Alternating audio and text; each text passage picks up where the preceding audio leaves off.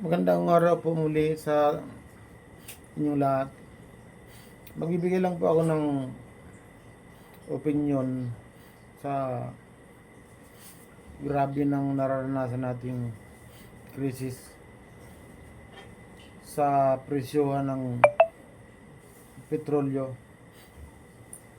Yan po ay dahilan, wala na pong nakakaalam ng pinagbabasehan ng mga oil company ng kanilang pagbibigay ng presyo. Kasi po, protektado sila ng oil deregulation law. Hindi kagaya nung dati, bago ipatupad yung batas na yan, na mayroong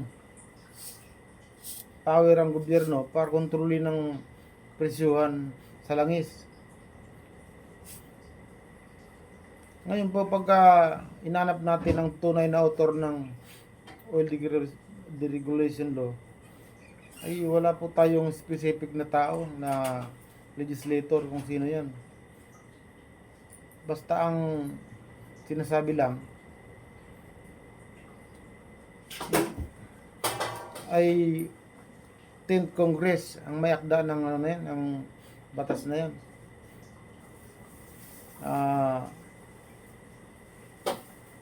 Panahon ni Fidel Ramos ang na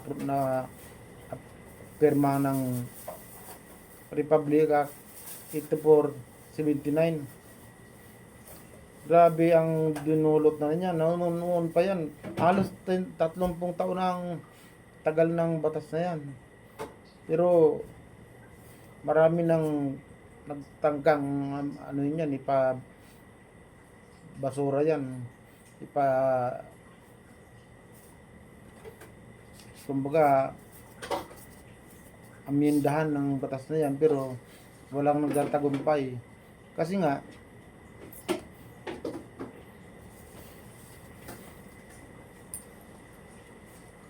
ang mga nag-approve niyan, ang 10 Congress, ay bago nila in-approvean yan, siguradong pinagkaisahan na yan ng dalawang kapulungan ng Congress yan, ang Senado at sa Kongreso. Napakahirap unawain ng kung bakit hindi yan pwedeng amyendahan basta-basta. Sa dami ng tingnan nyo ngayon ang hirap ng nangyayari. Pagka ganito may krisis, sana kayang kontrolin ng gobyerno ang presyohan ng langis kung wala yung batas na yan. Ang problema nga, hindi na basta-basta amyendahan yan, kasi pagka mayroong nagpapanukala niyan, nagpapakawala ng malaking labi ang mga kumpanya ng langis. Labi, ibig sabihin nagpapakawala ng pera yun, mga yan.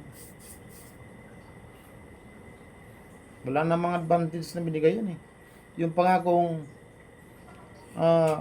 magkakaroon ng magandang kompetisyon ang mga bagong player, ibig sabihin yung mga maliliit na gasolinahan, mga kumpanyang pinayagang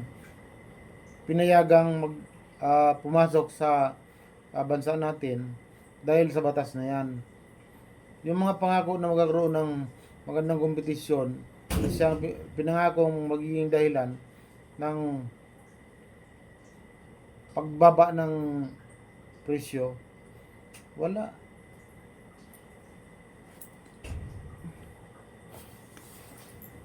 walang nangyari. Kasi maraming nagsasabi na parang mayroong group chat ang mga yan eh. Kapag nag-anunsyo ang isa, halos pare-pareho ang binibigay na presyo eh. Kaya yung binigay na pangakong competition, isang budol lang pala yun. Ako, ang opinion ko dyan, At ang tanong ko dyan, kailan kaya ipapanganak ang magiging Pangulo na mag-uutos na ipaamyendahan yung batas na yan? Ang sa ganon, ay kontrolado ng gobyerno ang presyo ng langis. Hindi lang minamanduan ng mga kumpanya na yan. Ganyan kahirap ang sistema sa atin.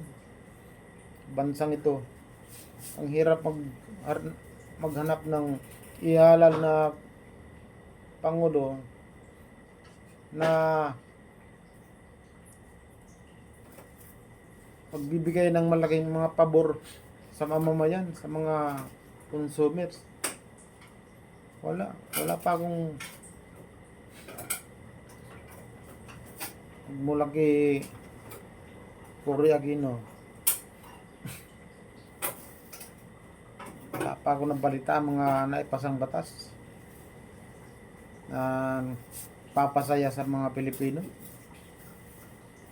Di natin maintindihan kung ano ang, pero kung gugustuhin ng presidente, mangyayari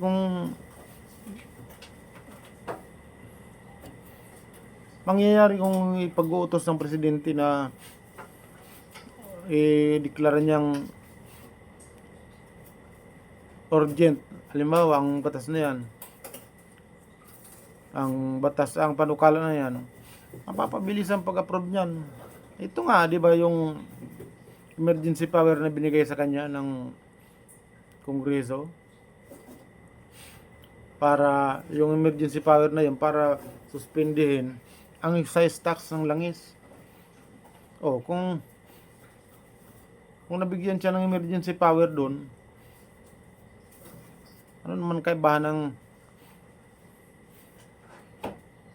emergency power sa, hindi ba pwedeng pairalin ng emergency power sa pag-control muna ng suspendido muna ang oil regulation law?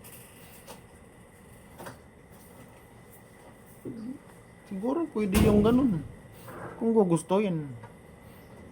Ang problema, pag ayaw, maraming dahilan. Pagka gusto, may paraan sana kung gagawa ng paraan. At pagka ganito krisis na delikado na, di pa natin alam kung kailan magtatapos ang digma na yan dun sa gitnang silangan. Parang may mga sinasabi si Trump na mga 3 linggo na lang, pero hindi pa sigurado yan.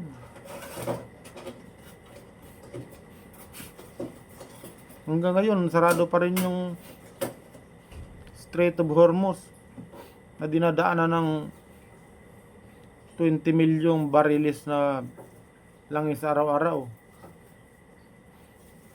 Hindi pa masasabi kung hanggang kailan to.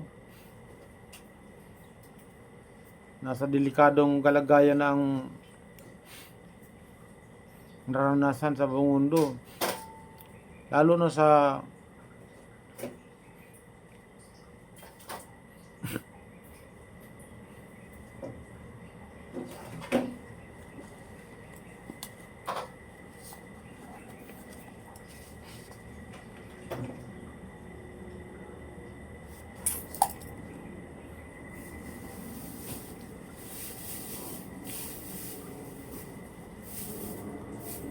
lalo na dito sa Asia. Napakalaking porsyento ng dumadaan sa Strait of Hormuz ay papunta dito sa Asia.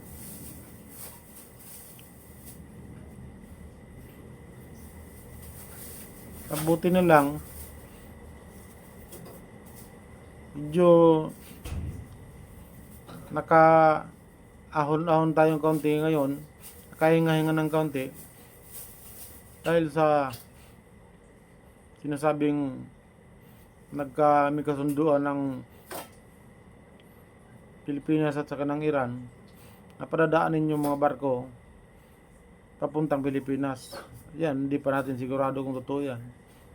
Pero ayon sa balabalita, ganun ang mangyayari dahil sa pagkikipag-usap ng Secretary of Foreign Affairs. Maaaring totoo yan. Pero tingnan natin. Pero magiging dahilan ba yan para bumaba ang presyo ng langis? Hindi, parang mahirap paniwalaan yun. Kasi parang sinasamantala ng mga kumpanya ng langis ang problema na yan sa Middle East eh. Ipinong tatlong doble na ang doble na ang itinaas. Higit pa. Hindi natin malalaman kung hanggang kailan to.